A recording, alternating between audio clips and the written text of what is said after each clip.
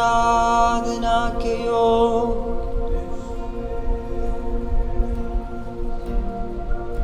यीशु राजा वे।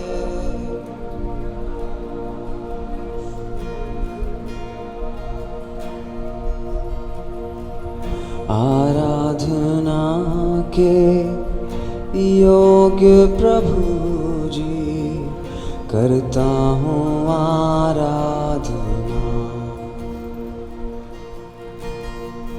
अभिषेक को देने वाले प्रभु जी करता हूँ आराधना। आराधना के योग्य प्रभु जी करता हूँ आराधना। अभिषेक को देने वाले प्रभु जी करता हूँ आराधना। हालेलुया हालेलुया हालेलुया आमीन। हालेलुया हालेलुया हालेलुया आमीन। आराधना के योग्य प्रभु जी करता हूँ आराधना। अभिषेक को देने वाले प्रभु जी करता हूँ आराधना। हालेलुया हालेलुया हालेलुया हालेलुया आमीन। हालेलुया हालेलुया हालेलुया आमीन। आदि भी तू है अंत भी तू है करता हूँ आराधना। ओ आदि भी तू है अंत भी तू है करता हूँ आराधना। करता हूँ आराधना। हालेलुया हालेलुया हालेलुया आमीन। हालेलुया हालेलुया हालेलुया आमीन। अल्फा भी तू है ओमेगा तू करता हूँ आराधना। ओ अल्फा भी तू है ओमेगा तू करता हूँ आराधना।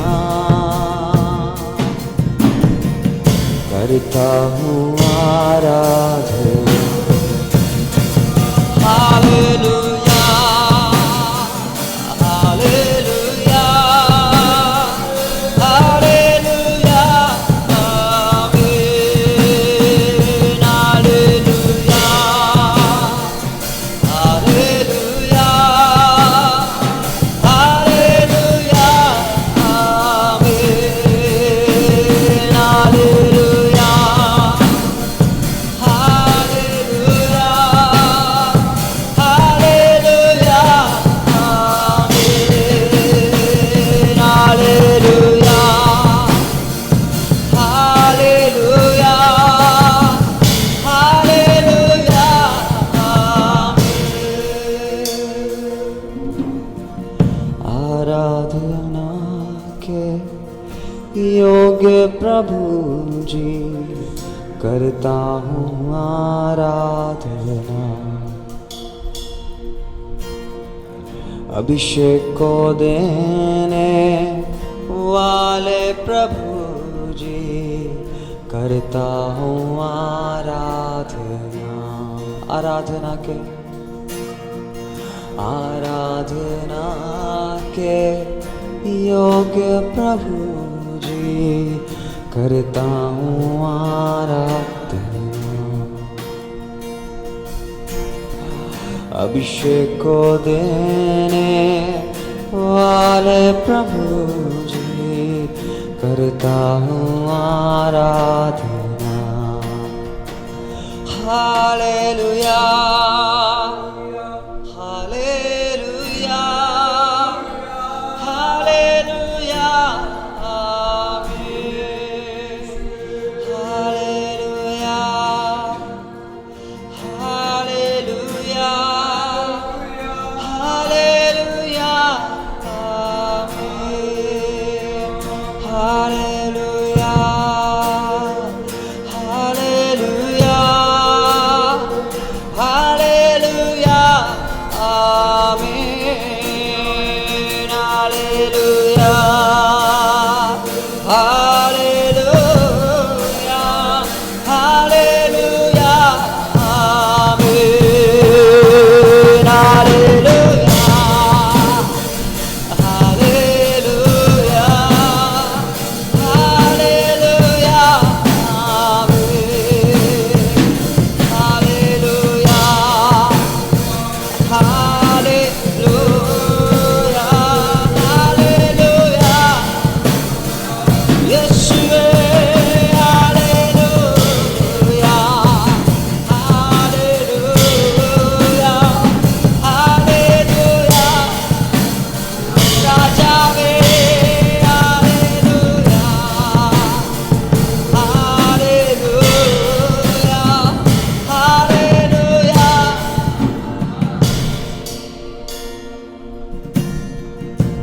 आदि भी तू है, अंत भी तू,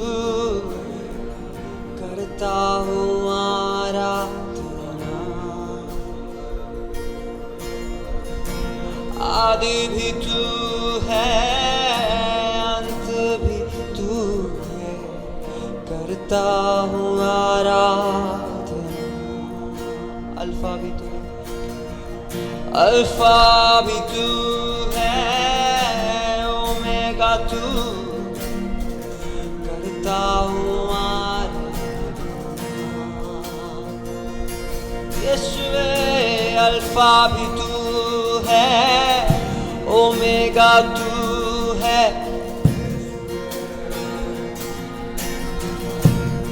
योग्य भी तू है, योग्य भी तू है, महान तू है, करता हूँ आराधना। यीशुवे। योग्य भी तू है, महान तू है, करता हूँ आराधना। सामर्थी तू है, सामर्थी तू है, पवित्र तू है, करता हूँ आराधना। सामर्थी तू है, सामर्थी तू है, पवित्र तू है, करता हूँ आराधना। प्यारा भी तू है, प्यारा भी तू है, महान तू है, करता हूँ आराधना। प्यारा भी तू है, प्यारा भी तू है, महान तू, करता हूँ आराधना। करता हूँ आराधना। देखे हालेलुया हालेलुया हालेलुया यीशुवे। हालेलुया हालेलुया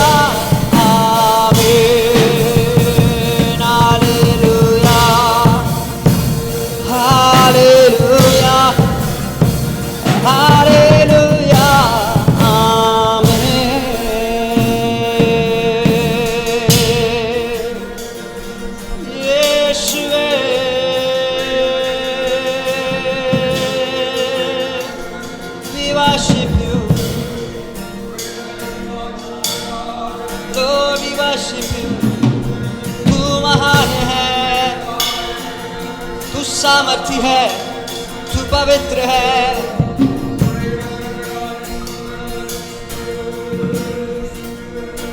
ओ यीशुवे राबाशे तेरे, तू सामर्थी और पवित्र है। मिलकर कुछ क्षण उसकी आराधना करें। उसकी आराधना सिर्फ इसलिए नहीं कि उसने हमारे लिए उन उपकारों को किया, पर तो आज जब उसकी आराधना करते हैं, उसे परमेश्वर जानकर उसकी आराधना करें। उसे महान जानकर हम उसकी आराधना करें। उसकी महानता को हम याद करते हुए उसकी आराधना करें। ओ राबाशा तेरे रे, ओ लॉर्ड वी वर्शिप यू। आराधना के योग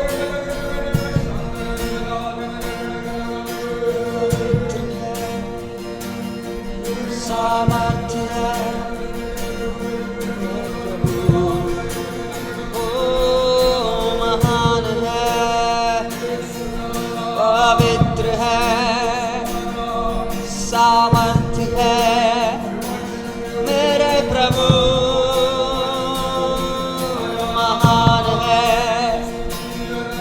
पवित्र है, सामर्थ्य है मेरे प्रभु। महान है,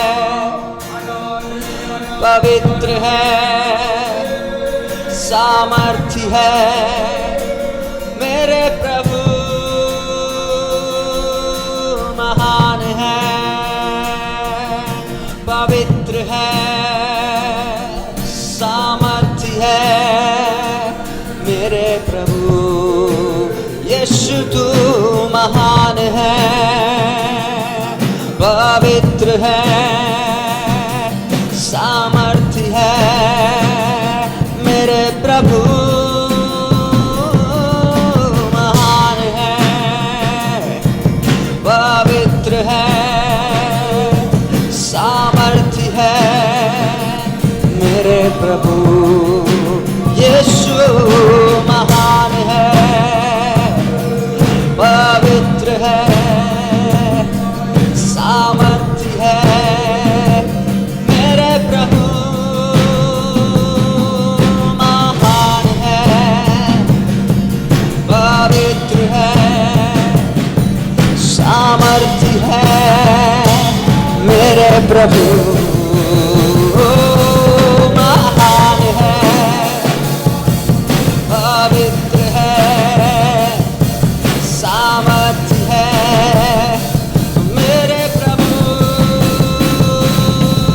महान है,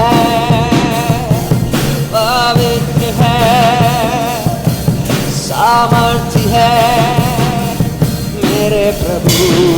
यीशु तू महान है, महान है, सामर्थ्य है, पवित्र है, पवित्र है मेरे प्रभु।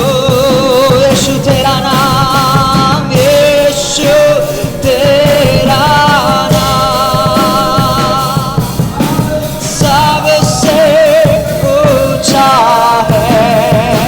तेरा नाम, यीशु तेरा नाम सबसे महान है, महान है, पवित्र है, सामर्थ्य है, सामर्थ्य है मेरे प्रभु। यीशु तू महान है, महान है, पवित्र है, सामर्थ्य है मेरे प्रभु।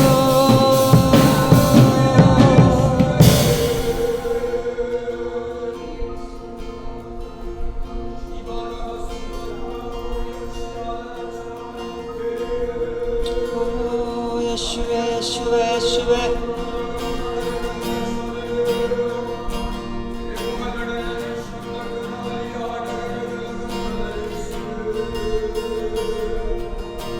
यीशुवे, यीशुवे, आराधना के योग।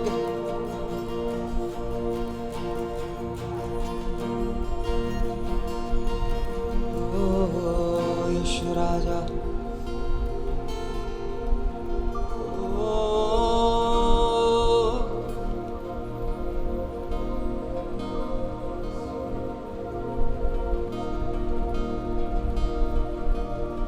पवित्र आत्मा तेरा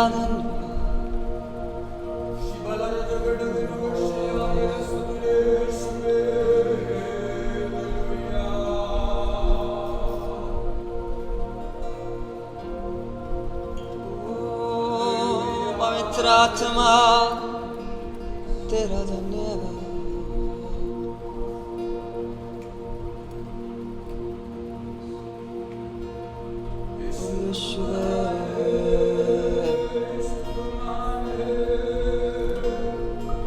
पेंतिकोस्त के दिन समा वो आत्मा मंडराता,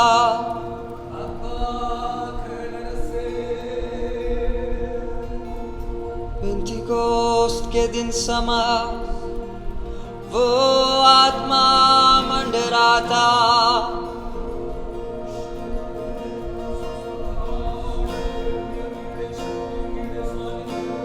पेंतिकोस्त के दिन समा वो आत्मा मंडराता।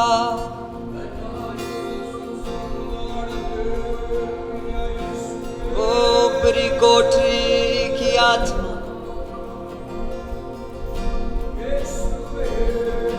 बाढ़ जोने वालों के लिए मंडराता। पेंतिकोस्त के दिन समा आत्मा मंडराता।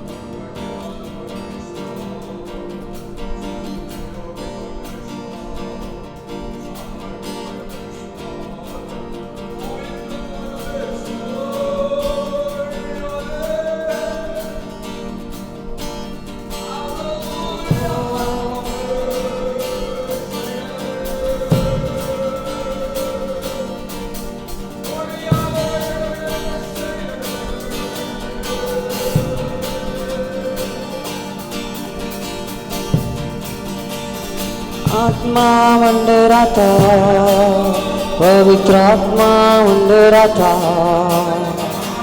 आत्मा मंडराता, पवित्र आत्मा मंडराता। ओ आत्मा मंडराता, पवित्र आत्मा मंडराता। ओ आत्मा मंडराता, पवित्र आत्मा मंडराता। पेंतिकोस्त के दिन समा आत्मा मंडराता। ओ पेंतिकोस्त के दिन समा आत्मा मंडराता, आत्मा मंडराता, पवित्र आत्मा मंडराता, आत्मा मंडराता, पवित्र आत्मा मंडराता। पेंतिकोस्त के दिन समा आत्मा मंडराता। पेंतिकोस्त के दिन समा आत्मा मंडराता। अंधे देखते हैं, अंधे देखते हैं, अंधे देखते हैं, अंधे देखते हैं। यीशु मसीह, यीशु मसीह के नाम से अंधे देखते हैं। ओ यीशु मसीह के अंधे देखते हैं। आत्मा मंडराता, पवित्र आत्मा मंडराता। ओ आत्मा मंडराता।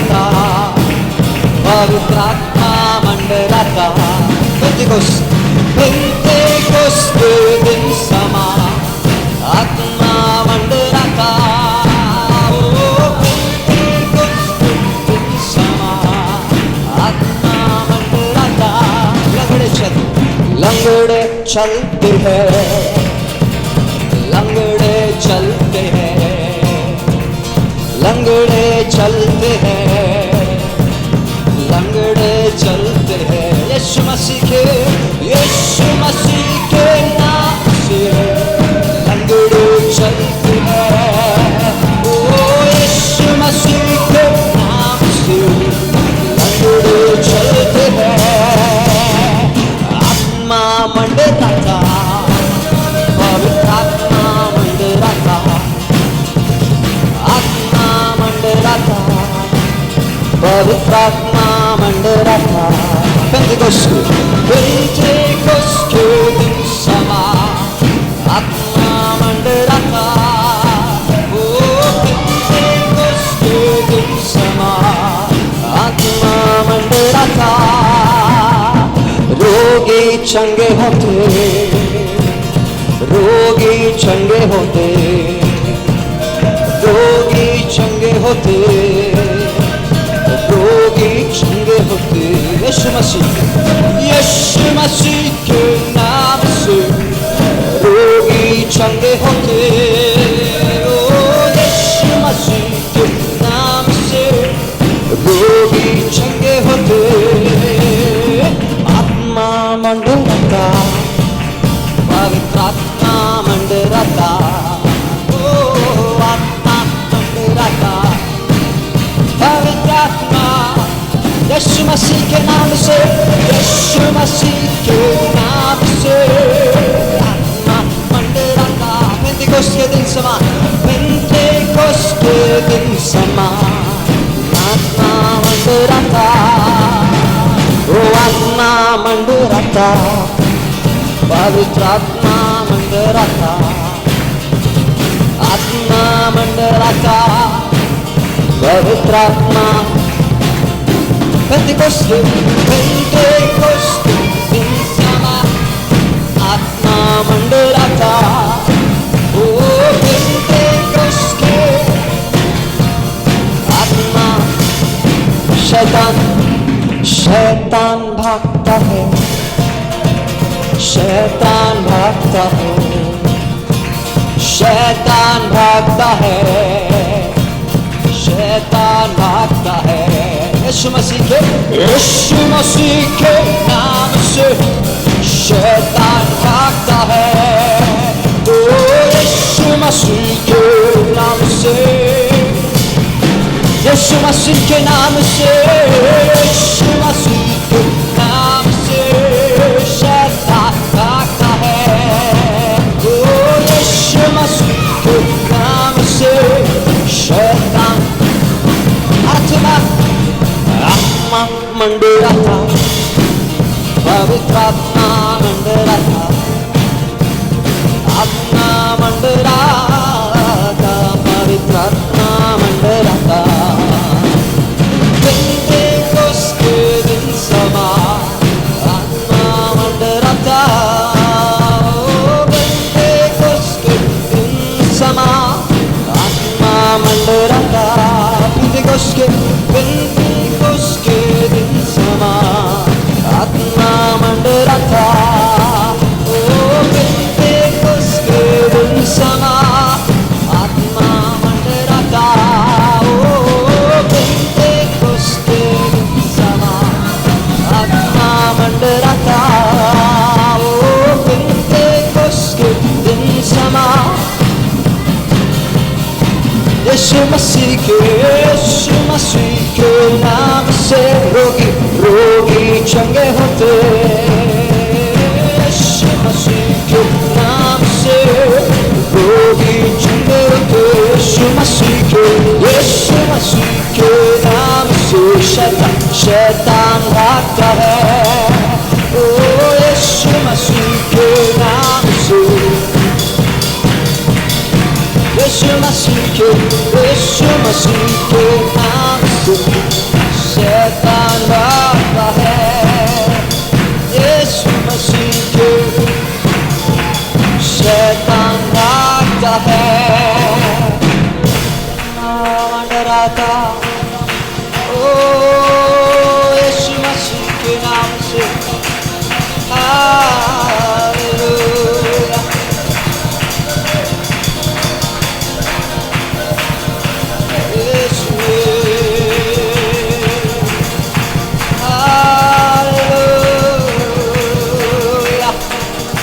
rabasha terere.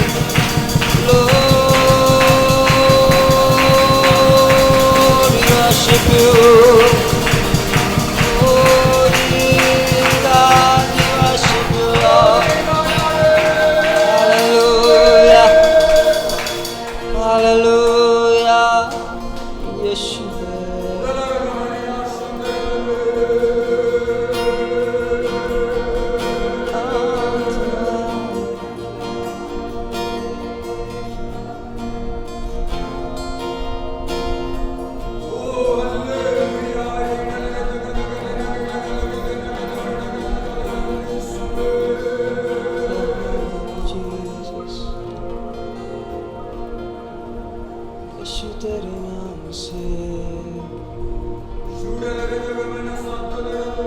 यीशु तेरे नाम से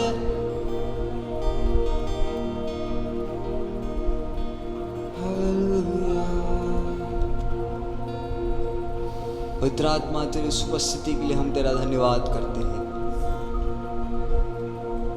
जिस प्रकार से पेंतिकोस्त के दिन उस ऊपरी कोठरी पर तूने अपनी आत्मा उंडेला, उन्हें पाए जब आज हम अपने घरों में रहकर खुदा तेरी आराधना तेरी स्तुति हम गाते हैं, हम जहाँ कहीं भी क्यों ना हो वही आत्मा हमारे बीच में मंडराने पाए।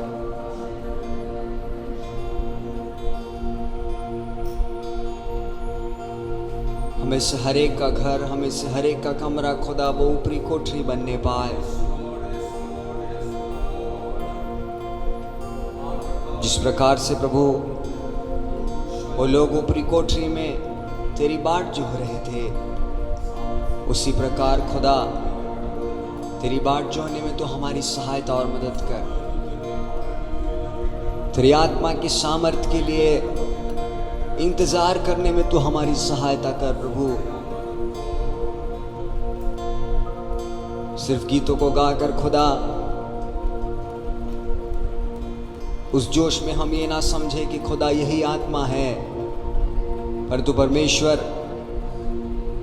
जब अपने दिनचर्या में जब हम आगे जाते हैं, इस पूरे हफ्ते भर जब अपने कार्यों को हम करते हैं खुदा, उन्हें पाए वो आत्मा का कार्य हमारे जीवन में प्रकट रूप से कार्य कर सके। हमारी सहायता और मदद कर। उस आत्मा को अनुभव करने में तो हमारी सहायता कर। तेरी आत्मा खुदा सिर्फ गीतों तक सीमित नहीं, तेरी आत्मा सिर्फ प्रभु तालियों तक सीमित नहीं, तेरी आत्मा सिर्फ अन्य भाषाओं में सीमित नहीं, परंतु तेरी आत्मा प्रभु जी जीवन में प्रभु कार्य करने वाली आत्मा है। तेरी आत्मा सोच में कार्य करने वाली आत्मा है। तेरी आत्मा हमारे चाल चलन में कार्य करने वाली आत्मा है। तेरी आत्मा हमारे दृष्टि में कार्य करने वाली आत्मा है। तेरे उस आत्मा को प्रभु जी उसी रीति से महसूस करने में तो हमारी सहायता कर। विशेषकर इन दिनों में खुदा जब हम एक साथ मिलकर संगति जब नहीं कर पाते हैं, उस समय तेरी आत्मा को और भी गहराई से अनुभव करने में तो हमारी सहायता कर प्रभु। प्रभु भीड़ के साथ मिलकर उस आत्मा के आनंद में डूबना तो बहुत आसान है, परंतु परमेश्वर जब हम अकेले होते हैं उस समय तेरी आत्मा को अनुभव करने में तो हमारी सहायता कर। जब अपने विचारों के साथ हम अकेले होते हैं उस समय तेरी आत्मा हमारे जीवन में कार्य करे। प्रभु वही आत्मा हमारे सामने मंडराने पाए, हमारे बीच मंडराने पाए, हमारे अंदर प्रवेश करने पाए। प्रभु उस आत्मा के लिए हम प्रभु इंतजार करते हैं, उसी आत्मा की हम बाट जो होते हैं। तेरी आत्मा जो जीवनों को बदलती है, तेरी आत्मा की सामर्थ्य जो मनों में शांति प्रदान करती है, तेरी आत्मा जो बंधनों को तोड़ती है, वही पवित्र आत्मा को तू हमें दे। कुछ क्षण तेरी आराधना करने, तेरी स्तुति करने तूने हमारी सहायता किया, इसलिए तेरा धन्यवाद करते हैं प्रभु। हर एक बातों को हम आपके हाथों में सौंपते, हर एक भाव को आपके हाथों में सौंपते। अपने वचन से होकर बोल और बातचीत कर। अपने दास को प्रभु अद्भुत रीति से इस्तेमाल कर। हर एक बातों को आपके हाथों में सौंपते हुए छोटी सी विनती कृष्ण यीशु के नाम से मांगता हूँ, सुनो, ग्रहण कर। आमीन।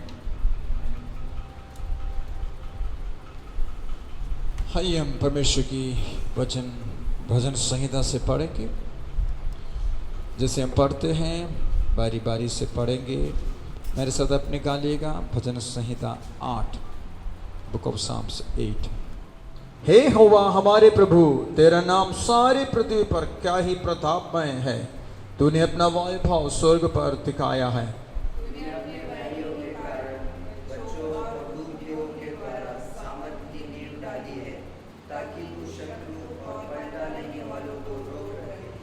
जब मैं आकाश को जो तेरे हाथों की कार्य हैं और चंद्रमा और तारागण को जो तूने नियुक्त किए हैं देखता हूँ, तो फिर मनुष्य क्या है कि तू उसका स्मरण रखे, और आदमी क्या है कि तू उसकी सुधि ले। क्योंकि तूने उसको परमेश्वर से थोड़ा ही कम बनाया है और महिमा और प्रताप का मुकुट उसके सिर पर रखा है। तूने उसे अपने हाथों के कार्यों पर प्रभुता दी है, तूने उसके पांव तले सब कुछ कर दिया है। सब भेड़ बकरी और गाय बैल और जितने वन पशु है, आकाश के पक्षी और समुद्र की मछलियां और जितने जीव जंतु समुद्रों में चलते फिरते हैं। हे यहोवा, हे हमारे प्रभु, तेरा नाम सारी पृथ्वी पर क्या ही प्रतापमय है। उस प्रतापमय परमेश्वर की महिमा करें, उसके नाम को ऊंचा उठाएं। ओ महिमामय प्रभु, राजाओं का राजा, हालेलुया, आने वाला स्वर्ग का राजाओं का राजा, ओ हालेलुया, मेघों पर अपने लोगों को लेने के लिए आने वाला वो प्रभु, हालेलुया। जब हम देखते हैं परमेश्वर आकाश को और स्वर्ग को, जब हम देखते हैं सूर्य चांद को, जब हम देखते हैं, हालेलुया, तो क्या ही महान परमेश्वर। ओ hallelujah, hallelujah, hallelujah, hallelujah. Thank you Jesus, धन्यवाद हम करते हैं। आमीन एंड आमीन। आइए हम अपने स्थान में बैठेंगे। प्रभु की महिमा, इसकी स्तुति, इसकी तारीफ होने। फिर से सुंदर समय के लिए मैं स्वर्ग के त्रिएक परमेश्वर को मैं धन्यवाद करता हूँ। एक और पवित्र वार का दिन आराधना करने के लिए प्रभु ने हमें दिया। कलीसिया में इकट्ठे तो नहीं, परंतु अपने अपने घरों में रहकर आत्मा में और इस यूट्यूब चैनल के माध्यम से इकट्ठा होने के लिए प्रभु ने सहायता किया। इसलिए मैं स्वर्ग के परमेश्वर को मैं धन्यवाद करता हूँ। हाँ, हमारा परमेश्वर महान है। आमीन। सो आइए हम बच्चों को पद को सुनेंगे। इस समय बच्चों के लिए पद बोलने का समय है। उसके बाद एक गीत गाकर प्रभु के लिए भेंट लेंगे। यहोवा के विषय में कहूँगा, वह मेरा शरणस्थान और गढ़ है, वह मेरे परमेश्वर है, मैं उस पर भरोसा रखूँगा। और इनके अनबेका दो। ओके, आइए हम लोग गीत गाकर प्रभु के लिए भेंट लेंगे। प्रभु मेरा चरवाहा, प्रभु मेरा रखवाला, कोई घाटी मुझे नहीं है। प्रभु मेरा चरवाहा, प्रभु मेरा रखवाला, कोई घाटी मुझे नहीं है। सुखदाई झरने के पास ले जाता है बुझाने मेरी प्यास। सुखदाई झरने के पास ले जाता है बुझाने मेरी प्यास। धर्म के मार्ग में वो ले जाता है मुझे अपने साथ। धर्म के मार्ग में वो ले जाता है मुझे अपने साथ। प्रभु मेरा चरवाहा, प्रभु मेरा रखवाला, कोई घाटी मुझे नहीं है। प्रभु मेरा चरवाहा, प्रभु मेरा रखवाला, कोई घाटी मुझे नहीं है। करुणा भलाई जीवन भर निश्चय मेरे साथ रहेगी। करुणा भलाई जीवन भर निश्चय मेरे साथ रहेगी। अपने प्रभु के भवन में सर्वदा मैं वास करूंगा। अपने प्रभु के भवन में सर्वदा मैं वास करूंगा। प्रभु मेरा चरवाहा, प्रभु मेरा रखवाला, कोई घाटी मुझे नहीं है। मेरा चरवाहा, प्रभु मेरा रखवाला, कोई घाटी मुझे नहीं है। स्वर्गीय सामर्थ्य परमेश्वर पिता, हम आपको धन्यवाद करते हैं आज के इस पवित्र वार के दिन के लिए। आपने हमारे जीवन में इस अवसर दिया है प्रभु, जीवितों के बीच में हम आपकी आराधना और महिमा कर सके परमेश्वर पिता। शेष का प्रभु जी इस भेंट के लिए हम प्रार्थना करते हैं प्रभु, जिन्होंने प्रभु आपकी महिमा करते हुए, आदर करते हुए, आपके वचन को मानते हुए प्रभु जो भेंट आपको चढ़ाए है परमेश्वर पिता, उस पर आपकी आशीष और बरकत होने पाए प्रभु। आपने प्रभु जी, आपने हर एक को जो भलाइयाँ आशीषें दी है प्रभु जी, उसके लिए प्रभु धन्यवाद करते हुए प्रभु, जब आपको भेंट अर्पित करते हैं तो उसमें आपकी बरकत होने पाए परमेश्वर पिता। यदि किसी के भी जीवन में प्रभु जी कोई भी प्रकार से प्रभु उस वचन के अनुसार बरकतें नहीं है, तो प्रभु जी हम उसके कारणों को पहचानने के लिए हमारी सहायता कीजिए परमेश्वर पिता। आप विश्वास योग्य परमेश्वर है, आप न्यायी परमेश्वर है प्रभु जी। आप अपने हर एक भक्तों को प्रभु जी देखता है, प्रभु जी जांचता है परमेश्वर पिता। आपका वचन कभी भी प्रभु झूठा नहीं ठहरता है प्रभु जी। हम धन्यवाद करते हैं प्रभु, आप अपने भक्तों को प्रभु जी हर एक आशीषों से भरपूर करने वाला परमेश्वर है प्रभु। धन्यवाद देते हैं प्रभु, जो भेंट प्रभु जी आपकी महिमा के लिए प्रभु जी हर एक जो अर्पित करते हैं प्रभु, वो आपकी राज्य की बढ़ोतरी के लिए इस्तेमाल होने पाए परमेश्वर पिता, उसमें आपकी आशीष बनी रहने पाए प्रभु जी। आज के वचन के लिए प्रार्थना करते हैं प्रभु जी, जो आपकी सामर्थ्य और प्रबल वचन है प्रभु, आपके दास को जो आपने प्रभु जी आपका वचन का जो प्रकाशन दिया है, वो हमारे बीच में प्रभु जी उस वचन को बांटने के लिए प्रभु ने शक्ति और सामर्थ्य बहुतायत से दीजिए। आपकी आत्मा की सामर्थ्य हमारे बीच में रहने पाए। जितने जो वचन को सुनते हैं प्रभु जी, हर एक जीवन में वो वचन कार्य करने के लिए, उस वचन के द्वारा प्रभु जी हमारे जीवन में प्रभु जी बदलाहट होने के लिए, और आपकी इच्छा को हम पहचान कर प्रभु जी हमारा जीवन प्रभु आपकी इच्छा के अनुसार बढ़ने के लिए प्रभु सहायता मदद कीजिए। आपकी आशीष को हम चाहते हैं परमेश्वर पिता। पवित्र आत्मा की सामर्थ्य हर एक के साथ, जो वचन बोलते हैं उनके साथ, जो वचन सुनते हैं उनके साथ, वो वचन के अनुसार कार्य करना चाहते हैं हर एक के साथ आपकी आत्मा की सामर्थ्य रहने पाए प्रभु जी। आदर महिमा हम आपको देते हैं, विनती यीशु के नाम से मांगते हैं, सुनिए ग्रहण करिए स्वर्गीय पिता, आमीन। आमीन आमीन। एक बार और सबको जय मसीह। एक और पवित्र वार का प्रभु ने दिया, इसलिए स्वर्ग के परमेश्वर को फिर से मैं धन्यवाद अर्पित करता हूँ। आज का दिन खास करके दुनिया की बहुत से राज्यों में पितृ दिवस फादर्स डे के रूप में मनाते हैं। आज का संदेश फादर्स डे स्पेशल होगा।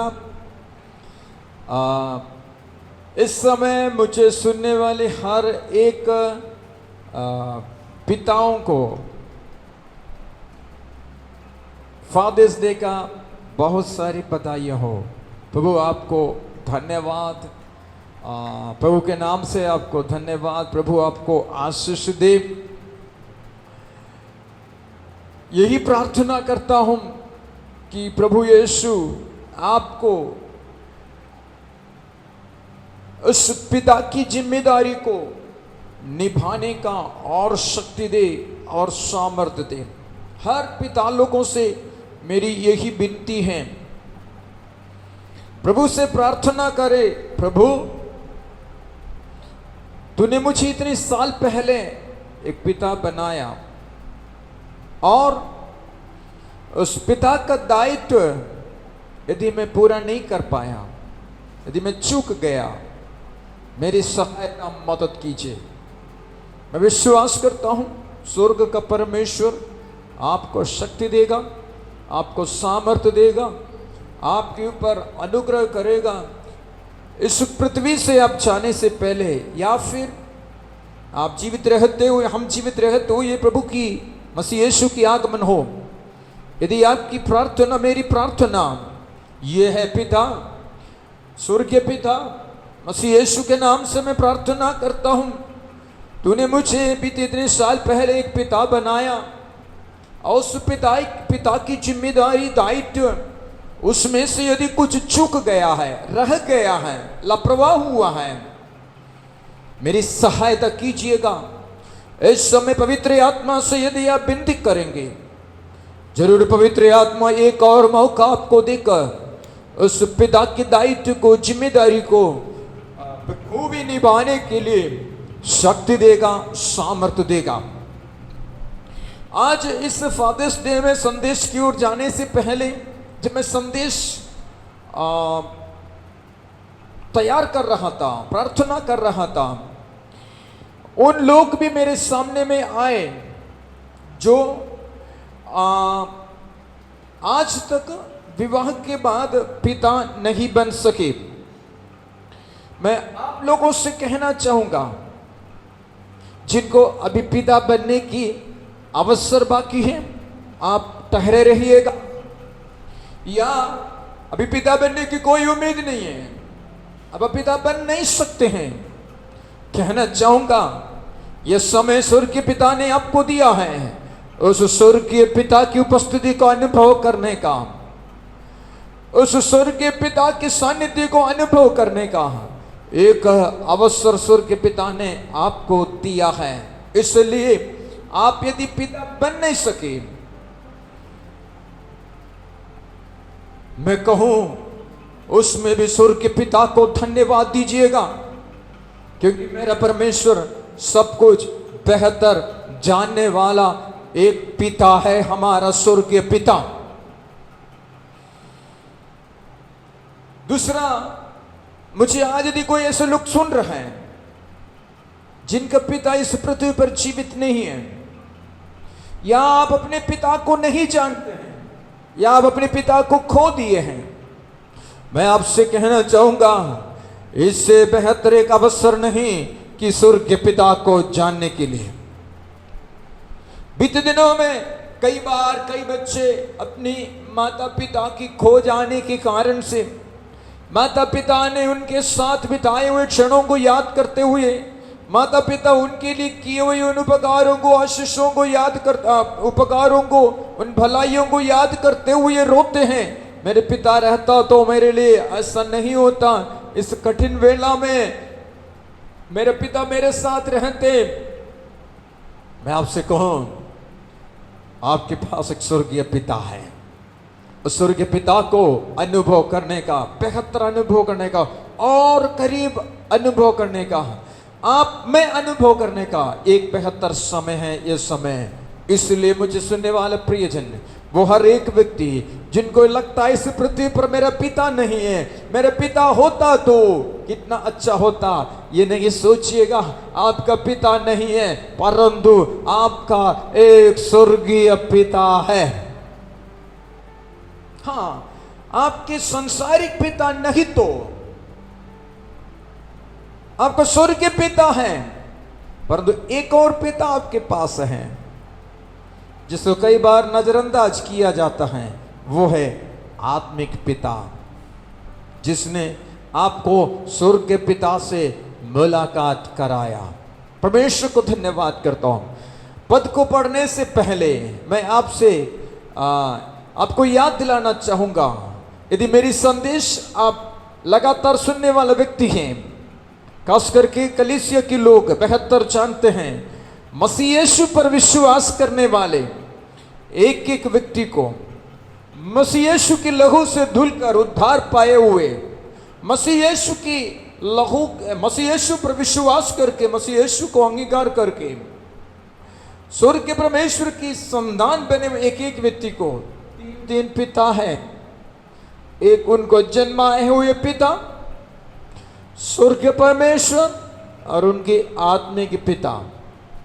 आज जिस संदेश में आपको जब दे रहा हूं, इस संदेश को जब हम आगे बढ़ेंगे, ऐसे संदेश में आप इन तीनों पिता लोगों को आप रखकर देखिएगा। जब पिता के विषय में जब बोलूंगा मैं, आप एक संसारिक पिता हैं या आत्मिक पिता हैं, तो आप इस संदेश को सुनकर ठठोलिएगा कि मुझ में किस बात की कमी है, किस बात की घटी है। आप एक संतान हैं तो आप अपने आप को ठठोलिएगा, आप अपने आप को परखिएगा कि किस प्रकार से आप अपने पिता के साथ बर्ताव करते हैं। आज की भोर की वाणी में वैसी एक वचन को हमने मनन किया कि ऐसे जो अपने माता पिता को कोसते हैं उनका दिया बुझ जाता है। और कल की भोर की वाणी में हमने मनन किया, जो अपने माता पिता को कोसता है वो उनका दिया बुझ जाता है और उनके जीवन में घोर अंधकार हो जाता है। सो मुझे सुनने वाले प्रियजन, कि अपने माता पिता की आदर कीजिएगा। जितने संतान मुझे सुन रहे हैं, बार बार आप मुझसे इस बात को सुन चुके हैं, उसकी ओर नहीं जाते हुए मैं आज उस पिता के विषय में कुछ बातें आपके सामने मैं रखना चाहूंगा। आज परमेश्वर के वचन से एक पिता को आपके सामने में परिचय कराना चाहूंगा। मैं उस पिता के जीवन की कुछ गुणों को आपके सामने में रखना चाहूंगा मैं, ताकि हम जितने पिता लोग हैं हम टटोल सके, हम जान सके कि सचमुच में उस पिता की ये गुण हम में पाए जाते हैं या नहीं। परमेश्वर के वचन में कहे हुए एक पिता को आपके सामने में रख रहा हूं, और केवल उतना ही गुण नहीं उस पिता के जीवन में, पर बहुत सारे गुणों को होना चाहिए पिता के जीवन। परंतु उस पिता के जीवन में जो जो गुण था, उन गुणों को आपके सामने में रखना चाहूंगा। एक और बात मैं आपसे कह कर आगे बढ़ूंगा, वो ये है कि आज बहुत से माता पिता, खासकर के पिता लोग अपने बेटे या बेटी को एक अच्छा बेटा या बेटी बनाना चाहते हैं, परंतु सच्चाई ये है आप अपने बेटे को बेटी को एक अच्छा बेटा बेटी बनाने की उस प्रयत्न की बजाय आप एक अच्छा पिता बनेंगे, आप इस बात की कोशिश में लगे रहेंगे एक अच्छा पिता बनने का, तो जरूर आपका संतान एक उत्तम संतान बनेगा ही बनेगा। एक अच्छा पिता बनने के लिए क्या क्या करना है? हम अक्सर बच्चों को कहते हैं अच्छा बच्चा बनो, अच्छा बच्चा बनो। मैं आपसे कहूं अच्छा पिता बनो। हालांकि ये इफेक्टिव पेरेंटिंग में आता है, फिर भी कहते हुए आगे बढ़ो, यदि एक अच्छा पिता बनना है तो एक अच्छा पति बनना होगा, तब एक अच्छा पिता बनता, उसमें से अच्छा पिता बनता है। और कभी इफेक्टिव पेरेंटिंग में इस बात को हम मनन करेंगे। आइए हम आज के मनन के लिए हम पढ़ेंगे बहुत ही परिचित पद, लूका रचित सुसमाचार अध्याय 15 उसकी 11 और 12 पद को हम पढ़ेंगे। लूका 15 अध्याय उस 11 और 12 पद को पढ़िए। फिर उसने कहा, किसी मनुष्य के 2 पुत्र थे। उनमें से छोटे ने पिता से कहा, हे पिता, संपत्ति में से जो भाग मेरा हो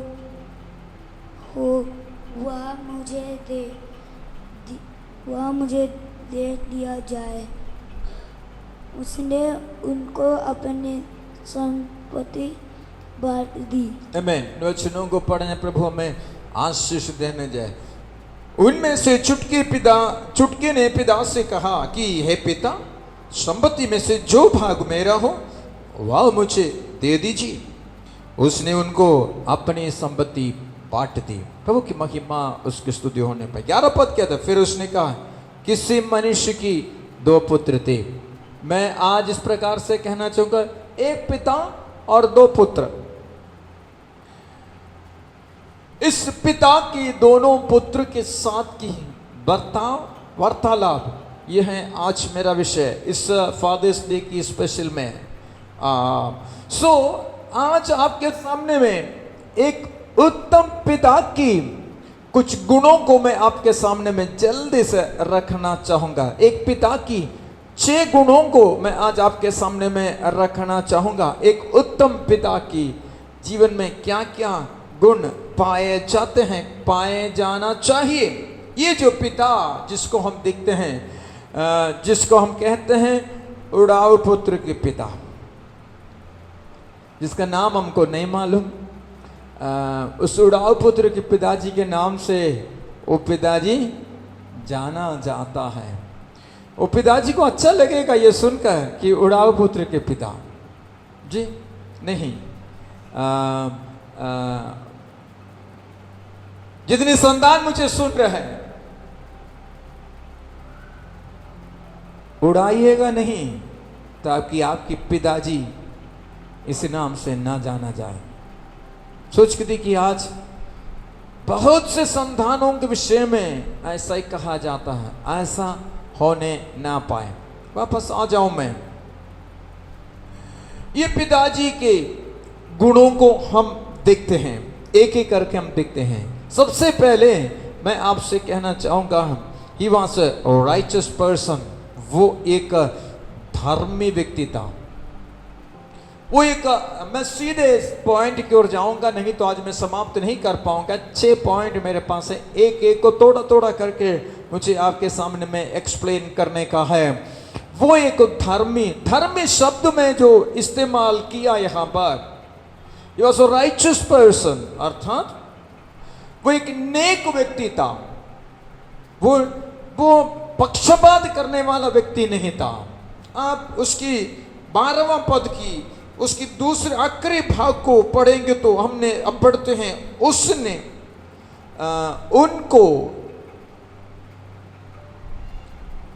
उनको अपने संपत्ति बांट दी। इंग्लिश में पढ़ूंगा, so he divided his wealth between them. उस पिता ने अपने 2 पुत्रों के बीच में जो कुछ उन्हें बनता था, उनके बीच में जो पिता ने पुत्रों के लिए रखा था उसको बांट दी। वो एक धर्मी व्यक्ति था, वो एक राइचस पर्सन था, नेक व्यक्ति था। देखिएगा, एक पिता के जीवन में ये गुण होना है। चुटका पुत्र उससे कहता है कि हे पिता, संपत्ति में से जो भाग मेरा हो वो मुझे दे दो। ओके, एक पिता होने के नाते संपत्ति में से जो है वो जो तेरा बनता है, ठीक है, दे देते हैं। पिता ने दोनों को संपत्ति बांट दी। वो एक धर्मी व्यक्ति था, अर्थात वो नेक व्यक्ति था। इसलिए मैं आपसे सामने कह रहा हूं, वो उसको मालूम है चुटका पुत्र उसको लेकर बर्बाद करेगा। उस पिताजी को अच्छे से मालूम था। उस चुटका पुत्र, आप जानते भी हैं, वो उसको लेकर कर बहुत दिन नहीं बीता, सब कुछ इकट्ठा करके वो परदेश में चला गया। पिता को यह भी मालूम था वो उसको दे देगा तो वो उससे दूर हो जाएगा, वो उसे दे देगा तो उसके पास रहेगा नहीं, वो उसे दे देगा तो वो वहां पर रहेगा नहीं। पिता को बहुत अच्छे से मालूम था। ये बहुत अच्छे से जानकर पिता ने उसको दे दिया। ये है एक उत्तम पिता। पिता ने ये नहीं किया तू तो जाने वाला है ना, ये तो जाएगा, बर्बाद करेगा, इसलिए थोड़ा सा ले लो कर उसको थोड़ा सा देकर भेजा नहीं, परंतु पुत्र ने उससे कहा जो कुछ मेरा बनता है, जो कुछ मेरा हिस्सा है मुझे दे दो। हाँ, मुझे सुनने वाले प्रियजन, वो धर्मी होने के कारण से जो कुछ उसका बनता था पिता ने उसको दे दिया। एक नेक व्यक्ति होने के कारण से, एक नेक पिता। आजकल के समय में हम देखा जाए तो बहुत से माता पिता है पक्षपात करते हैं। माता पिता, मैं आपसे बोलना चाहूंगा, अपने बेटे का हक को, बेटी का हक को पूरा कर लीजिएगा। एक नेक पिता बनिएगा, एक धर्मी पिता बनिएगा। वो आपको नुकसान भी क्यों ना उठाना पड़ दे, आप अपने जिम्मेदारी से पीछे मत हटिएगा। आपके बेटा किस प्रकार से करे या ना करे, कल आपका बेटा आपसे ये नहीं बोलना चाहिए कि यदि मेरे पिता मेरे साथ ऐसा किया ना, यदि न्याय किया होता आज मेरा यह हाल नहीं होता। वो पिता उसको आधा दे या पूरा दे, उसका हाल तो वही होने वाला है। पिता उसकी मदद करे या ना करे, क्योंकि उसका हाल वही होने वाला है। फिर कल का दिन तो बेटा उस पिता पर दोष न लगाए, यही बात को समझकर पिता ने अपने दायित्व को पूरा किया है। वो एक धर्मी व्यक्ति था, वो एक एक एक एक नेक व्यक्ति था। देखिए, हमारा स्वर्गीय पिता भी जो बुरा हो या भला हो, उन हर एक के ऊपर सूर्य को उदय होने देता है, वर्षा हर एक के ऊपर उंडेलता है। वो एक राइचियस पर्सन था। और नंबर 2, दूसरी बात है मैं उससे बोलना चाहूंगा, वो एक एफिशिएंट व्यक्ति था, वो एक कार्य कुशल व्यक्ति था, वो एक निपुण व्यक्ति था। He was efficient in handling the problem. वो पिता अपने बच्चों के बीच की समस्या को हैंडल करने में वो निपुण था। समस्या जब बच्चों के जीवन में आ जाता है या बच्चों के बीच में आ जाता है या माता पिता और बच्चों के बीच में आ जाता है, उसको हैंडल करने में उसको वो निपुणता, वो कार्य कुशलता, उसकी 2 कार्य कुशलता को मैं आपके सामने में आपके सामने में रखना चाहूंगा। बहुत सारी बातें हैं उसकी पिता के विषय में न देखते हैं। तो जब छुटका पुत्र आया, वो छुटका पुत्र जब आया, पिता दौड़ कर गया, उसको चूमा और उसके लिए बहुत कुछ किया, लेकिन उसकी कार्य कुशलता एक बात में प्रकट होता है। उसको चूमना, दौड़ कर जाना, ये सब इमोशन में आता है, ये सब भावुकता की परिणाम है। परंतु ये जो कार्य कुशलता इसी में रहता है, उसमें से एक बात मैं आपके सामने रखूंगा। वो पिता ने उस छुटके पुत्र से बीते दिनों की हिसाब नहीं मांगा, वो उसकी कार्य कुशलता है। That was his efficiency in handling the problem.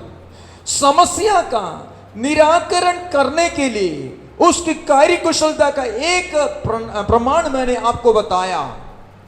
वो दौड़ कर गया, गले लगाया, चूमा उसको, ये सब उसकी इमोशन है, उसकी भावुकता है। परंतु he was not only an emotional father but he was an efficient father. वो एक कार्य कुशल पिता था। जब उसकी बेटा जब समस्या में पड़ता है, उनकी भाई बहनों के बीच में जो समस्या में पड़ता है, पिता और पुत्र के बीच में जो समस्या है, उस समय में हैंडल करने के लिए वो एक एफिशिएंट फादर था। वो एक कार्य कुशल और एक निपुण पिता था। हमारा ये पिता कौन?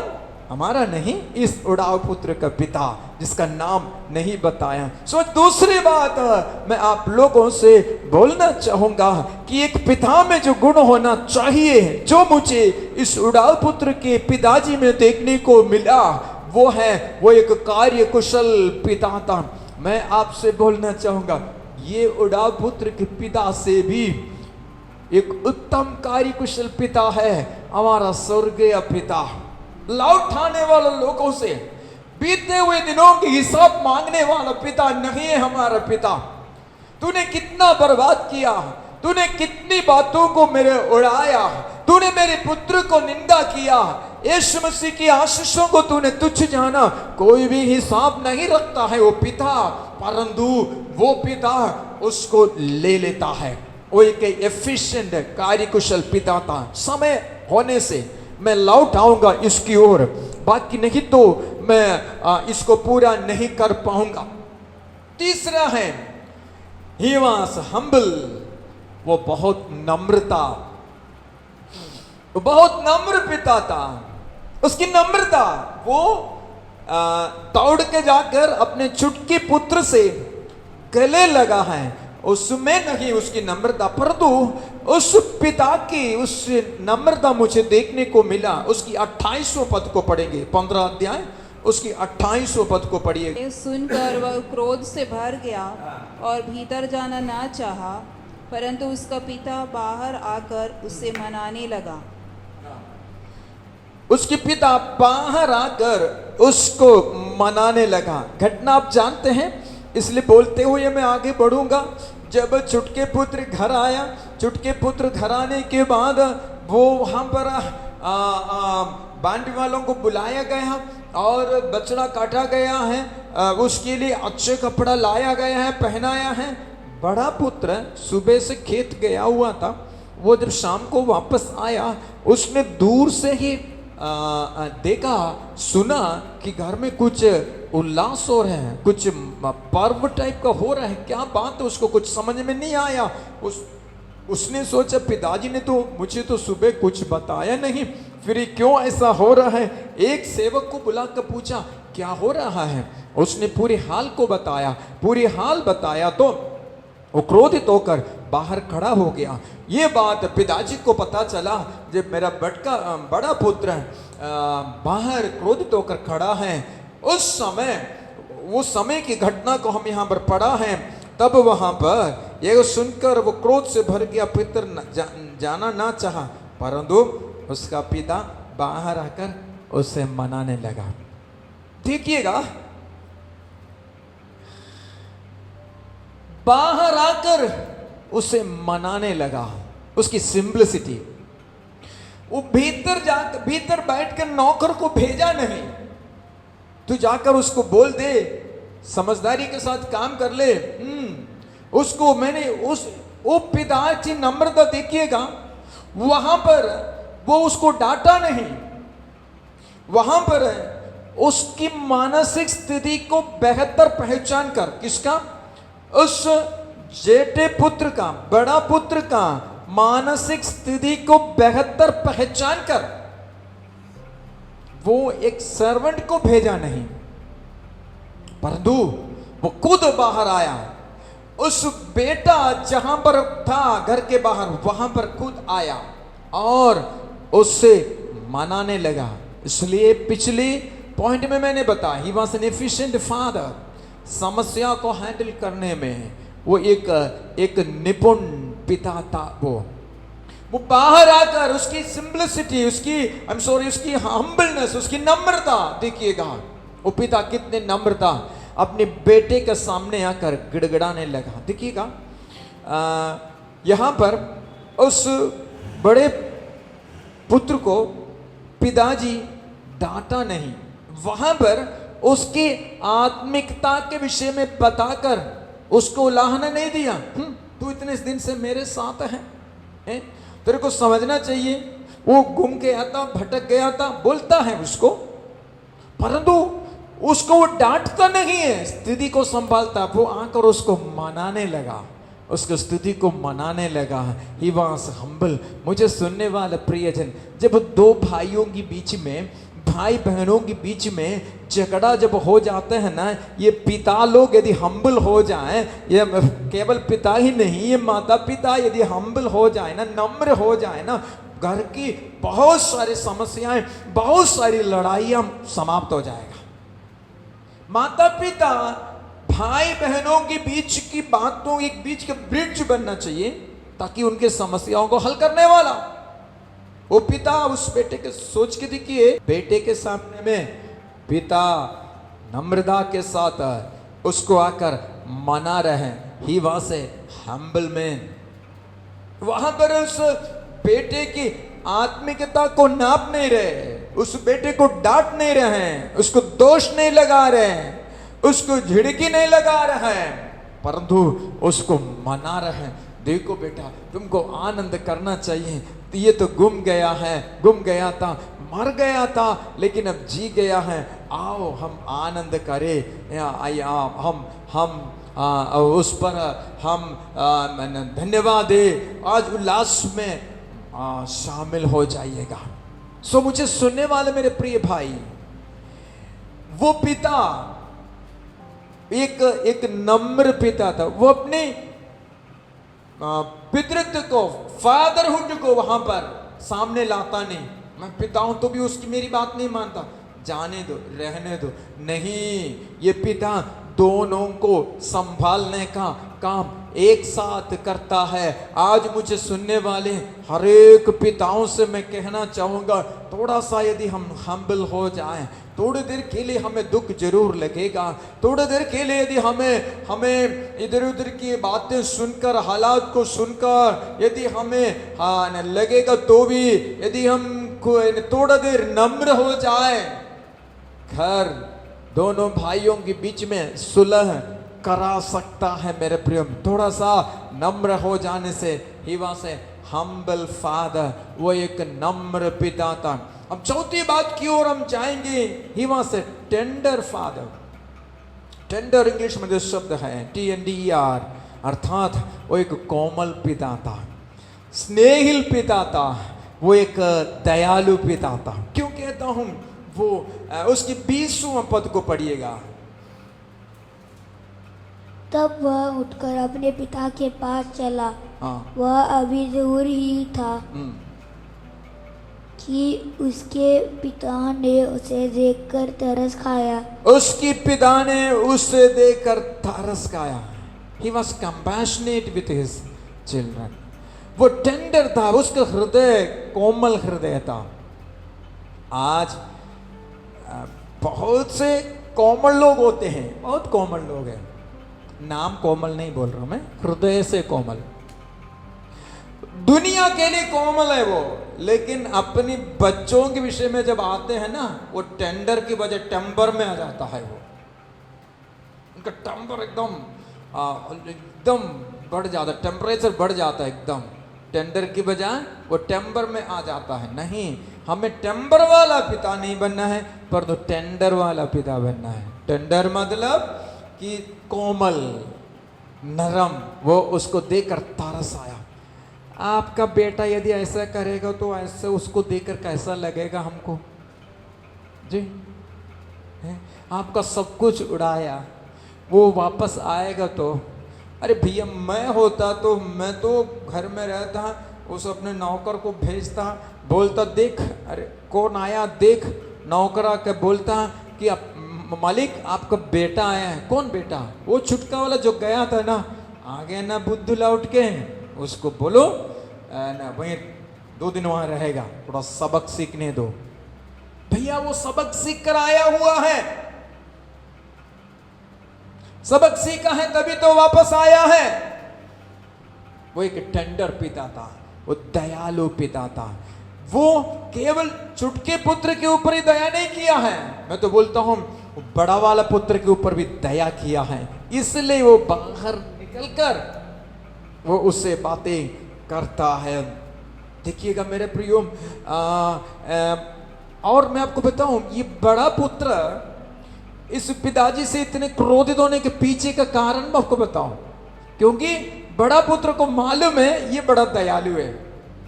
ये दयालु होने के कारण से अब ये छोटा वापस आया है, तो ये धन संपत्ति वो उसको भी दे देगा, उसको मालूम है। इसलिए वो क्रोधित हुआ है, इसलिए वो गुस्सा हुआ है कि वो अब मेरा तो जाएगा ही जाएगा। ये पिता तो बड़ा दयालु है। बोलो, वो एक दयालु पिता था। फादर्स, पिता लोग, मैं आपसे कहूं, हमें हमेशा टंबर ही नहीं, परंतु हमें हमेशा कड़क ही नहीं, परंतु अपने दयालुपन को बीच बीच में दिखाना चाहिए। एक बेटा था, मुझे बोल रहा था, घर का अकेला बेटा है, वो शादी करने के लिए डरता था। जब मैं उससे बात किया, नहीं करना है शादी, नहीं करना है शादी, कई बहाना बना रहा था। उसके बाद जब असलियत पता चला तो बोले मेरे पिताजी इतनी कड़क हैं, इतनी कड़क है मेरे पिताजी, अब हम तो जैसे कि तैसे जी रहे हैं। एक लड़की को लाकर मैं मुसीबत में फंसना नहीं चाहता हूँ, इसलिए मैं शादी ही नहीं करूँगा, रहने दो, यही चीज जीऊँगा, अच्छा है। इतनी कड़क भी नहीं बनना, परंतु हमें दयालु बनना है। ये पिताजी दयालु पिताजी था। ये दयालु जरूर था, लेकिन वो बेवकूफ नहीं था। वो दया के साथ साथ, जैसे हमने देखा, वो एक कार्यकुशल पिताजी भी था। कब क्या करना है इस पिताजी को बहुत अच्छे से मालूम था। दयालु के साथ साथ पक्षपात करने वाला पिता भी नहीं था। वो हर एक चीजों को समय पर जैसे जिसके लिए करना है वैसा करने वाला एक पिता था। मुझे दौड़ने दीजिएगा। और वो he had authority, उसके पास अधिकार था।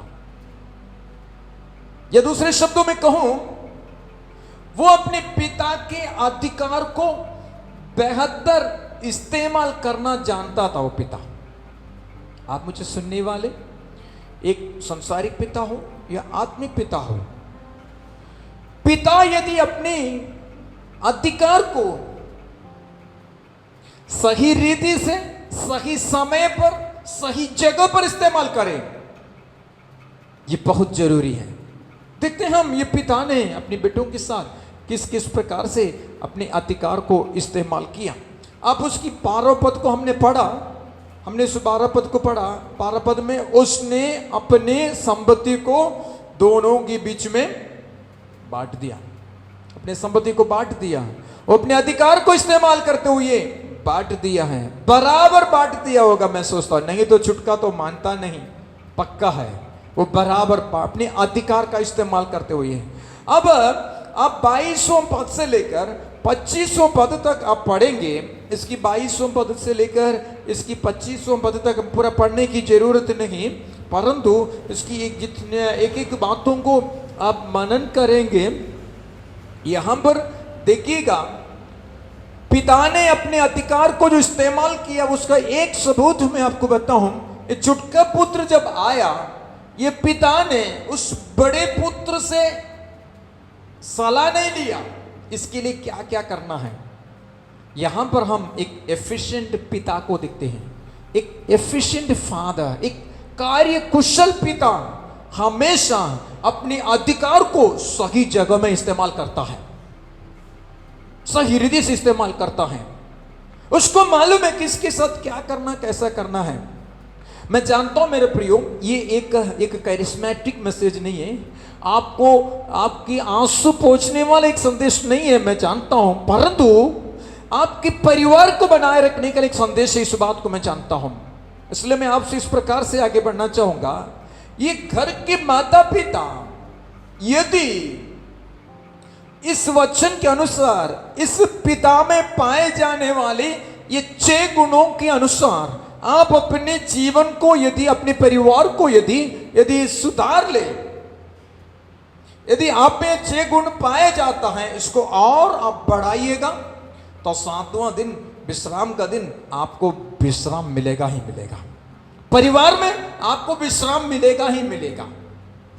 सो 5वें पद को हम देख रहे, ही हैड अथॉरिटी, उसके पास अधिकार था, उसके पास अधिकार था। और केवल अधिकार था ही नहीं, वो समय समय पर अपने अधिकार को सही रीति से इस्तेमाल करता भी था। आप 12 पद को हमने पढ़ा ही, और उसके बाद 22वें पद से लेकर उसकी 25वें पद को देखा जाएगा तो उसने उस बड़े बेटे के आने का इंतजार नहीं किया।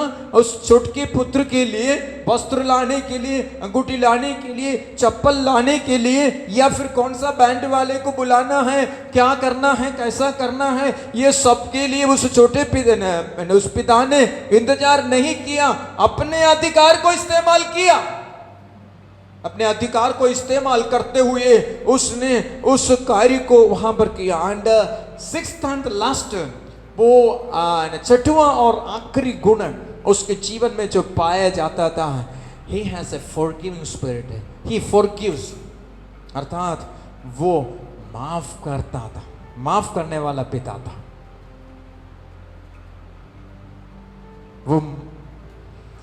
वो माफ करता है, एक पिता माफ करता है। यदि पिता में ये गुण पाया जाता, मैं सोचता हूं बच्चे लोग जो करते हैं उसको पिता माफ करता है, इसलिए 99% घरों में बच्चे हैं। यदि बच्चों की गलतियां माता पिता माफ नहीं किए होते, आज 99 घरों में बच्चे नहीं पाए जाते, वो बाहर ही पाया जाता है। हर माता पिता माफ करने वाला माता पिता है। देखिएगा यहां पर ये पिता उस छुटके पुत्र को माफ किया और बड़े पुत्र को भी माफ किया। किस प्रकार से? छुटका पुत्र है, अपने पिता को नहीं समझते हुए, पिता के गरिमा को बनाए नहीं रखते हुए, पिता से धन संपत्ति को लेकर वो दूर देश में चला गया। वो पिताजी को अर्थात नहीं, पिताजी के साथ रहकर, पिताजी को नहीं समझकर दूर देश में जाने वाला वो बेटा, और पिताजी के साथ रहकर पिताजी को नहीं समझने वाला ये बड़ा बेटा। पिता ने इन दोनों को माफ किया। केवल वो लौट के आया हुआ उसको ही नहीं, परंतु पिता को नहीं समझने वाले उस बेटे को भी उसने दोनों को एक बराबर उसको क्षमा किया। देखिएगा, ये पिता बेटे को एक बात समझाता, बड़े बेटे को। आप यदि उसकी 31वें पद को पढ़ेंगे, 31वें पद को पढ़िएगा। मैंने क्यों कहा ये बड़ा पुत्र वो इस बात की चिंता करता है कि वो इसलिए गुस्सा होता है बड़ा पुत्र, क्योंकि वो जानता है पिता दया करने वाला है। वो दया करने वाला पिता मेरी जो हिस्सा है उसमें से कुछ ना कुछ को बेटे छोटे को देगा ही देगा। लेकिन उस बात को भी वो पिता यहां पर अपने पुत्र को क्लियर करता, इसलिए मैं वो इसलिए कहता हूं वो एक एफिशिएंट पिता था। 31 पद को पढ़िए। उसने उससे कहा, हाँ, पुत्र तू सर्वदा मेरे साथ है, हाँ, और जो कुछ मेरा है वह सब तेरा ही है। जो कुछ मेरा है वो सब कुछ तेरा है। यहां पर मैं आपसे बोलना चाहूंगा, ये बड़े पुत्र का एक डर क्या है, मैं ऐसा कल्पना करता हूं, जब इन्होंने घर संपत्ति धन संपत्ति को बांटा होगा ना, 3 भाग को 3 हिस्से में बांटा होगा, दोनों पुत्रों के लिए एक एक और तीसरे के लिए पिता के लिए एक। और ये बड़ा पुत्र है, ये बड़ा पुत्र यही आस में रखे थे ये पिताजी चले जाएंगे तो ये पिताजी का धन भी मेरा हो जाएगा, अब ये छुटका आया तो उसका हो जाएगा, यही सोचकर ये गुस्सा हो रहा था।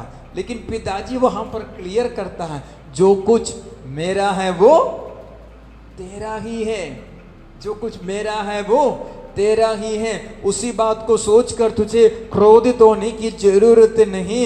हाँ मेरे प्रियो, वो एक माफ करने वाला, उस बड़े पुत्र के उन विचारों को भी वो पिता ने माफ किया। उस बड़े पुत्र के उस क्रोध को भी उसने माफ किया। उस बड़े पुत्र के भीतर के विचारों को भी उसने माफ किया। बोलना क्या चाह रहा हूं मैं, यहां पर हमारे स्वर्गीय पिता के विषय में आपसे बोलना चाहूंगा मेरे प्रियो। बहुत से लोग जो छुटके पुत्र ने जो किया है वो जानता है, लेकिन बड़के पुत्र ने जो भीतर सोचते रहता है वो नहीं जानता है। वो बड़ा पुत्र जो मन में सोचता है कि जो पिताजी का हिस्सा का है वो दे देगा पिताजी उसको, इसलिए क्रोधित होता है। आप बाइबल में ढूंढेंगे तो ऐसे नहीं लिखा है ना, इसलिए आज बाइबल में जाके ढूंढेंगे तो रेफरेंस बाइबल, कॉन्कॉर्डेंस बाइबल सब खोज के वो कहाँ लिखा है ढूंढने से मिलेगा नहीं। परंतु मैं सोचता हूं, मैं विचार करता हूं, उस मन के विचारों को भी पहचान कर उसको भी उस पिता ने माफ किया। उसी रिधि से मेरे प्रियो, हमारा स्वर्गीय पिता भी हमारे मन में जो कुछ हम सोचते हैं वो भी माफ करने वाला स्वर्गीय पिता है हमारा पिता। हालेलुया। केवल हमारे कामों को माफ नहीं करता है, केवल हमारी कामों को ही माफ करना, हमारी गलत कामों को ही माफ करने वाला पिता नहीं, परंतु हमारे बुरी विचारों को भी माफ करने वाला एक स्वर्गीय पिता है हमारे पिता। Hallelujah, hallelujah. आज इस पिता के विषय में, इस फादर्स डे में 6 बातों को मैंने आपको बताया।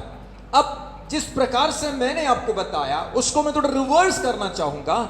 उसको जिस क्रम से मैंने बताया पहले से लेकर 6 तक, उसको मैं थोड़ा सा पीछे से बोलना चाहूंगा ताकि हम देखते हैं उसमें से क्या बनता है। सबसे पहले वो फॉरगिविंग फादर, यफ, वो एक माफ करने वाला पिता था। और दूसरा ही हैड अथॉरिटी, ये वो एक अधिकार रखने वाला पिता था। उसके बाद हम देखते, तीसरा देखते हैं he was a tender father, वो एक कार्य एक कोमल था, HFATH। number H, he was humble and efficient, E and righteous R, अर्थात फादर। फादर जो लेटर है, फादर का जो शब्द का जो एक लेटर को मैंने आज आपके सामने में रखा, उसकी गुणों को आपके सामने में रखा। जब भी आप फादर अपने आप को बोलते हैं, उस फादर में ये 6 गुण पाया जाता है मेरे प्रियो। सबसे पहले फॉरगिविंग फादर, ये फॉरगिविंग यदि आपके जीवन में, माफ करने का स्वभाव यदि आपके जीवन में आ जाए, माफ करने का स्वभाव, और एक एक करके फिर से मैं दोहराऊंगा, जल्दी से फिर आगे बढ़ूंगा। माफ करने का स्वभाव मैं विश्वास करता हूं आप में है। बच्चे ने आपके साथ किया उसके अनुसार से नहीं, परंतु आप एक पिता है, उसके अनुसार से उसको माफ करना है। हमारे स्वर्ग उस उड़ाऊ पुत्र के पिताजी ने उस बेटे ने जो कुछ किया उसके अनुसार से उसको माफ नहीं किया, परंतु वो एक पिता है, उस पिता के स्थान पर रहकर उसको माफ किया है। उसी प्रकार से हमारे स्वर्ग के पिता भी हमें जो माफ किया है, हमने जो किया उसके अनुसार से नहीं, परंतु वो एक पिता है, स्वर्ग के पिता है। उस स्वर्ग के पिता के स्तर में रहकर उसने हमसे माफ किया है। Hallelujah, hallelujah. माफ करने के विषय में कहूं तो आजकल की बहुत से संतान लोग हैं, वो सांसारिक संतान क्यों ना हो, आत्मिक संतान क्यों ना हो, परमेश्वर को धन्यवाद करता हूं, प्रभु ने मुझे ये 2 पिता बनने का अवसर दिया है, एक संसारिक पिता और एक आत्मिक पिता बनने की सौभाग्य प्रभु ने दिया है। इसलिए स्वर्ग के परमेश्वर को मैं धन्यवाद करता हूं। उस पिता के सामने मैं सिर झुकाता हूं, रोज ही प्रार्थना करता हूं, पिता तूने मुझे डबल रोल दिया है, 2 पितृत्व दिया है, निभाने की शक्ति दे। आजकल के संतान वो आत्मिक हो या शारीरिक संतान हो, जब ऐसे संदेश को सुनते हैं पिता को माफ करना, बहुत से संतान लोग बैठकर ऐसा होना चाहिए, शायद माता पिता बैठे हैं तो बाजू में बैठकर बाप को देख रहे हो, सुन रहे हैं, तेरे लिए बोल रहे हैं, माफ करना चाहिए। लेकिन एक बात को उन संतानों से भी बोलना चाहूंगा, यदि ये पिता की माफी तुम्हें मिलना है तो तुमको पिता की बाउंड्री में आना होगा। पिता की बाउंड्री में, पिता की दायरे में जब पहुंचता है तब माफी मिलता है। कारण क्या है? क्योंकि पिता तुम्हारे लिए जो कुछ कर सकता था सब कुछ कर लिया है, तुम्हारे हिस्से में जो कुछ था सब कुछ को लेकर चुपके पुत्र गया है। उसी रीति से स्वर्ग के परमेश्वर से यदि माफी पाना है तो मेरे प्रियो, अपन कहते हैं स्वर्ग के परमेश्वर माफ करने वाला दयालु है, बड़ा करुणामय, करुणा का सागर है वो। अरे बाप रे, वो सागर की अथाह को कोई देख नहीं सकता, इतना करुणा का सागर है। और सच है मेरे प्रेम, आप गलत नहीं बोले, आप बिल्कुल सही बोले, वो करुणा का सागर है, उसकी अथाह को आप ढूंढ नहीं सकते, नाप नहीं सकते, सच है। लेकिन सागर है तो सागर के पास तो आए, तो उस मोरिया पहाड़ के ऊपर बैठकर स्वर्गीय परमेश्वर की करुणा ढूंढेगा तो नहीं मिलेगा। कोई भी पहाड़ हो, गड़िया पहाड़ हो, कौन सा कोई भी पहाड़ हो, नाम आप ढूंढ लीजिएगा, वहां पर बैठेगा तो तुमको स्वर्गीय परमेश्वर की करुणा, स्वर्गीय परमेश्वर की दया, स्वर्गीय परमेश्वर की उस प्रेम, स्वर्गीय परमेश्वर की उस माफी को पाना है तो उसके पास आना होगा। उसी रीति से अपने संसारिक पिता हो, अपने आत्मिक पिता हो, यदि दूर भाग गया है, लौटकर पिताजी के पास आइएगा तब तुम्हें माफी मिलता है। कारण जो कुछ पिता ने कर सकता था तुम्हारे लिए किया। अब स्वर्गीय परमेश्वर के पास तुम आए बिना तुम्हारे लिए करने के लिए कुछ नहीं, क्योंकि स्वर्गीय पिता ने अपने एकलौते पुत्र को द एक्सट्रीम, क्या बोलेंगे एक्सट्रीम को, अधिक जितने हो सकता था वो पिता ने मनुष्य के लिए दे दिया है।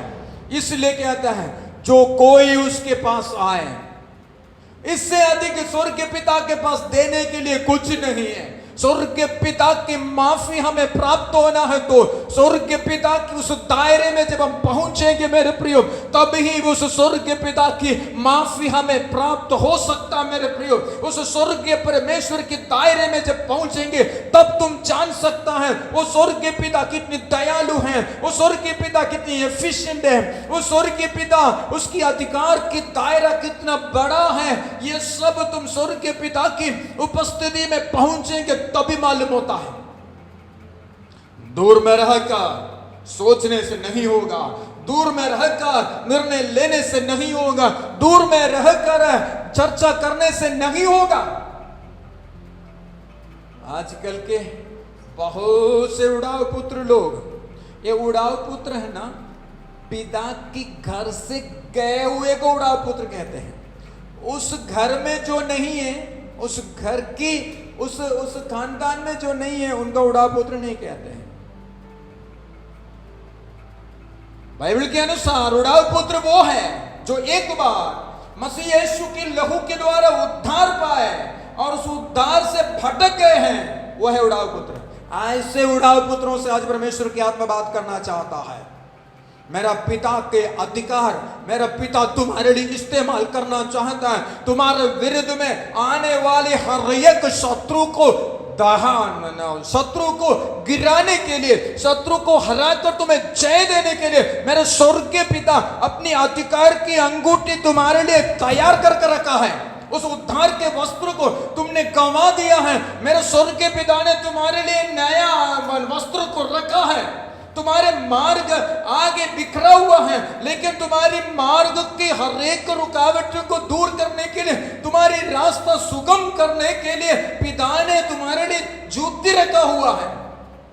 अपने अधिकार को इस्तेमाल करते हुए, हालेलुया, यदि उस खुदा की स्वर्ग के पिता की अधिकार को प्राप्त होना है तो स्वर्ग के पिता की घर की ओर, या कहूं स्वर्ग के पिता की दायरे की ओर लौटना है। अब बहुत से लोग है ना, स्वर्गीय पिता के दायरे में कहने का मतलब है हर संडे चर्च तो आता है, नहीं आजकल नहीं आता है, बिल्कुल ऑनलाइन में सुनते हैं, बिल्कुल इसमें नहीं, पर विचारों से भी पिता के दायरे में आता। बड़ा पुत्र विचारों से पिता से दूर है, दोनों को मन फिराने की जरूरत है। जो विचारों से भी दूर है, जो कर्मों से भी दूर है, जो क्रियाओं से भी दूर है, जो विचारों से भी दूर है, इन दोनों को लौटाने की जरूरत है। Hallelujah, hallelujah. मेरा पिता माफ करने वाला पिता है। लौटा जाए मेरा प्रियजन, लौटा जाए मेरे पिता के दायरे में, लौटा जाए मेरे पिता के दायरे में। लौटाएंगे तो आपके लिए उत्तम से उत्तम वो आपके लिए रखा हुआ है। हालेलुया। सो मेरे प्रियो, बोलना चाहूंगा मैं फिर से, जो कुछ पिता का लेकर लौट गया है, आप दूर चले गया है, लौटा जाइएगा पिता के दायरे में। आपको देने के लिए पिता के पास बहुत कुछ है, हिसाब नहीं रखता है पिता। मैं जब इस उड़ाव पुत्र के विषय में जब भी मैं पढ़ता हूं, मनन करता हूं या प्रचार करता हूं, the beauty of the story, इस घटना की, नॉट स्टोरी, इस घटना की सुंदरता, मनोहरता इस पे है। वो पिता ने वो पुत्र से पूछा नहीं तूने उस पूरा धन संपत्ति को ले जाकर क्या क्या किया है, वो पूछा नहीं, वो पूछा नहीं क्या क्या किया है। Hallelujah, hallelujah. हर एक माता पिता जो मुझे सुन रहा है, हर एक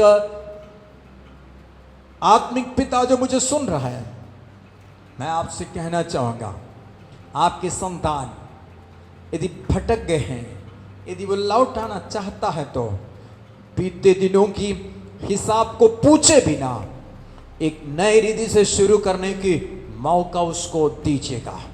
जब स्वर्ग के परमेश्वर ने हमारी बीते दिनों की हिसाब को जब नहीं लिया, स्वर्ग के परमेश्वर ने हमें भी जो पिता के स्थान में जो रखा है, उस पिता की गरिमा को बनाए रखते हुए यदि आपके पास सच्चे दिल से, सच्चे मन से, पूर्ण पश्चाताप के साथ लौट आता है, वो पीछे छोड़कर पीछे की बातों को भूलकर लौट आता है, लौटाने वालों को बीते दिनों की उस हिसाब को ना रखते हुए, क्या क्या गवाया है उसके हिसाब को ना रखते हुए, उसको एक नई रिधि से, नए सिरे से शुरू करने का मौका देकर उसको आगे बढ़ाने की कोशिश करें।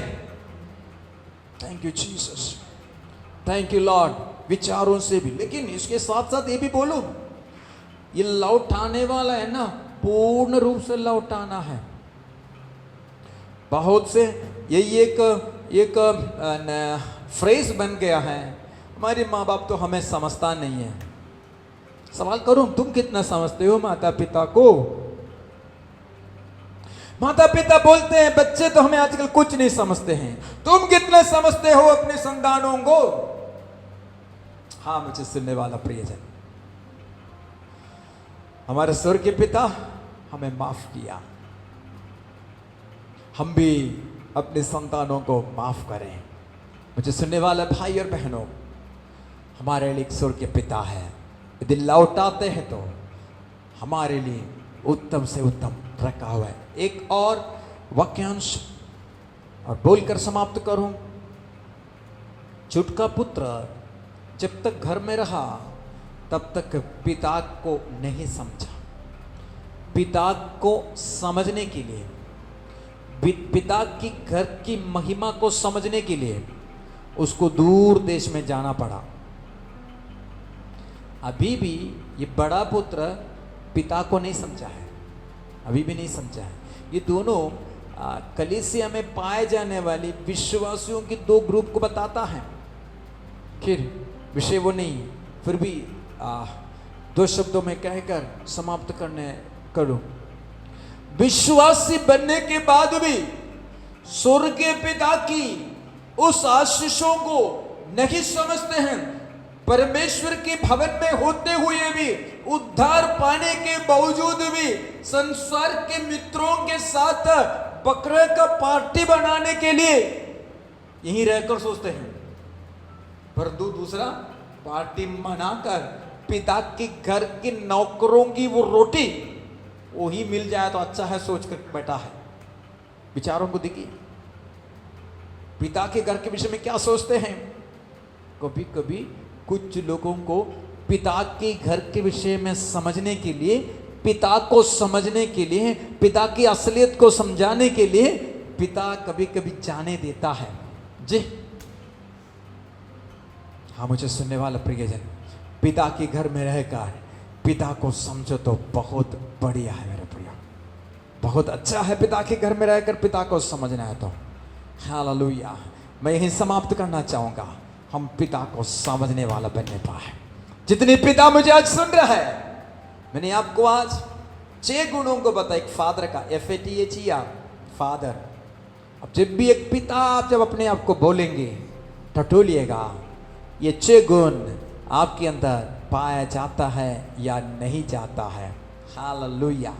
हम जब भी अपने आप को पिता बोलेंगे, गर्व के साथ हम कहे हम पिता है मेरे प्रियो।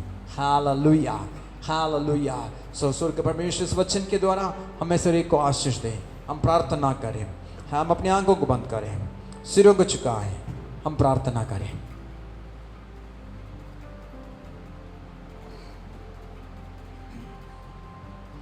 Thank you Jesus.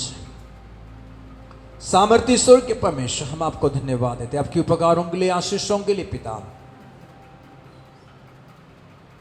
स्वर्ग के परमेश्वर, आप हमारे एक स्वर्ग के पिता है, इसलिए हम आपको धन्यवाद देता हूं। आज मुझे सुनने वाले हर एक आत्मिक पिताओं के लिए, संसारिक पिताओं के लिए मैं विशेष प्रार्थना करता हूं। आप सहायता मदद कीजिए। प्रभु यीशु, एक पिता के जीवन के गुणों के विषय में हमने आज मनन किया।